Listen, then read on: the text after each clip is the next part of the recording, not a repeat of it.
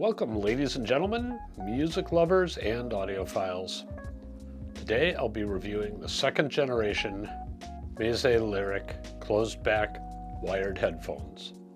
I hope you enjoy it.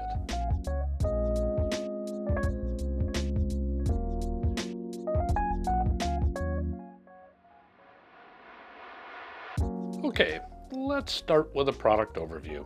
The second generation of the Meze Audio Liric headphones involves, as you might expect, a series of refinements. Their engineers aim to warm up the sound profile a bit, and they refined the quarter wavelength resonator mask to better control high frequency response in the difficult region above 7 kHz. Meze also upgraded their pressure equalization system to achieve improved ear cup pressure and airflow, an issue which closed-back headphones usually have to a greater degree than open-back headphones. The Liric also features the Rhinero Isodynamics hybrid array in a scaled-down version of the one in the Empyrean 2. This driver is a planar magnetic driver rather than a traditional cone. The layout of the planar conductors creates a kind of two-way system to improve both bass and treble response. Claimed bandwidth extends to 92 kHz and sensitivity is high at 100 dB for a 1 milliwatt input into 30 ohms. The Meze Liric is priced at $2,000 in the US. Next, we'll take a look at sound quality when I come back in a minute.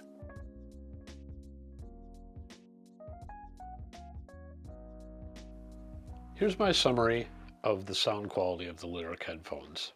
I have to say I was quite impressed by these headphones, partly because I have them in the headphone lab at the same time as $4,000, $6,000, and $7,000 headphones, and of course $1,500 and $500 and even $80 headphones. Reviewers tend to get products on loan for very brief periods, so this is a lucky occasion to check my memory and understand the value proposition here. More on that in a minute. Let's start with what the Liric does well, using our standard reference of the absolute sound, which is the sound of real music played in a real space.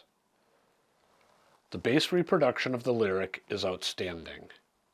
What I particularly liked was the blend of bass detail with bass power in a way that made following bass lines and hearing instrumental detail easier than it is on many headphones. This kind of bass clarity is much to be admired if you like a realistic sound profile. Listen, for example, to Charles Lloyd's recent album, The Sky Will Be There Tomorrow, and the acoustic bass is both rich and detailed. The same could be said for Carol Kaye's electric bass on the ancient but now high-res Herb Alpert's Tijuana Brass album, Whipped Cream. I could go on with examples from my bass test library, but they pretty consistently showed the kind of rich plus detailed sound that I mentioned above. To put this in context, most open-back headphones will have some mid to lower bass roll-off, resulting in varying degrees of thickness or blur in the bass range. Focal, for example, has done a great job with the Utopia of dealing with this, but compared to the Liric, the Utopias have a bit more upper bass warmth and just a bit more blur. Hi-Fi Man took another path with the Susvara, which in my tests has more lower bass power, but not quite the clarity of bass lines that's so enjoyable with the Liric. Still, if you're thinking the Liric is weak in the low bass, I think you would be wrong. It's got solid low bass, as evidenced by modern pop like Lady Gaga's track Diamond Heart from Joanne. Daft Punk's high-res reissue of Random Access Memories is also well balanced.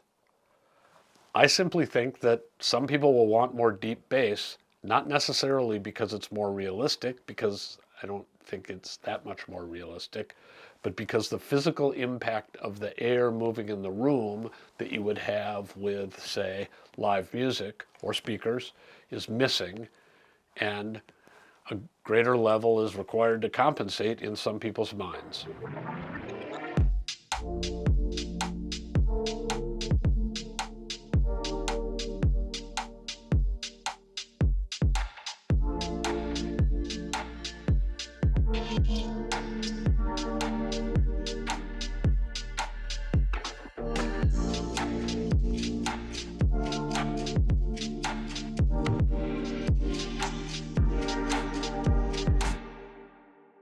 The second superb element of the Liric is the smooth bass to mid-range transition.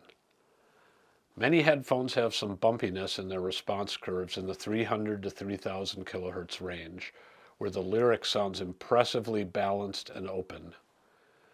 Mid-range is well judged relative to the bass, and much of the mid-range band sounds both balanced and clear. Female vocals are generally well presented, along with guitars or pianos. For example, the Maren Morris album Humble Quest. On this one, the instrumental and vocal separation is really excellent, and you can hear all the musicians playing along with her singing, which comes through beautifully. On this album and others, you can hear the air around each instrument, with the harmonic decay rendered clearly and more realistically than on most lower-priced headphones, which blur these details in a somewhat obscuring way. As I take you on this tour of the musically important, very important, all-important mid-range of the frequency range, I have to say that the primary weakness of the Liric, for some people, will be a small peak in the sibilance range.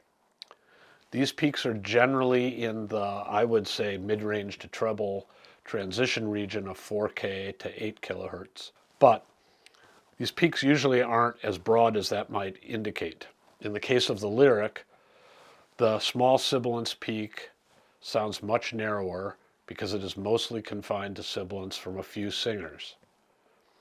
On high-frequency instruments, the Liric lends a nice clarity to the treble range, but it generally doesn't sound bright in an over-the-top way. For example, on Joan Tower's Piano Concerto, Homage to Beethoven, both the strings and the piano combine to sound rich, yet ethereal, with beautiful detail. I note, and have noted in other reviews, that following the Harman curve, which is necessary to compensate for the lack of a head-related transfer function with headphones, it's simply hard. It's hard to follow the Harman curve.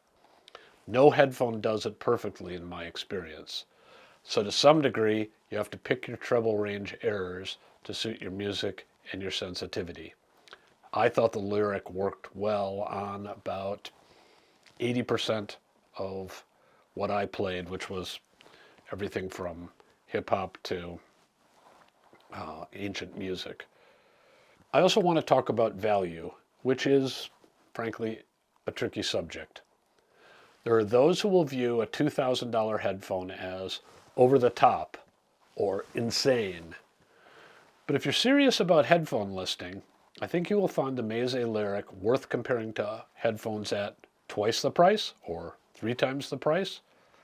It's that good. So in summary, I want to close with what I think is the big deal of the Meze Audio Liric headphones. They simply excel at musical engagement.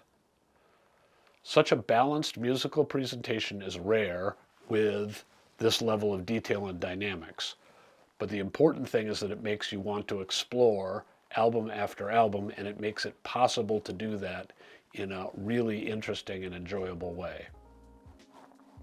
Speaking of enjoyment, I hope you enjoyed this review. If you did, please click on the subscribe button and on the notification bell. Also, check in the description for a link to our weekly newsletters. They're free. And we would love it if you would subscribe to the Absolute Sound magazine. We've been publishing it for over 50 years, and pricing starts at just $10 for 11 digital issues per year. Thanks for watching, and we hope to see you again soon.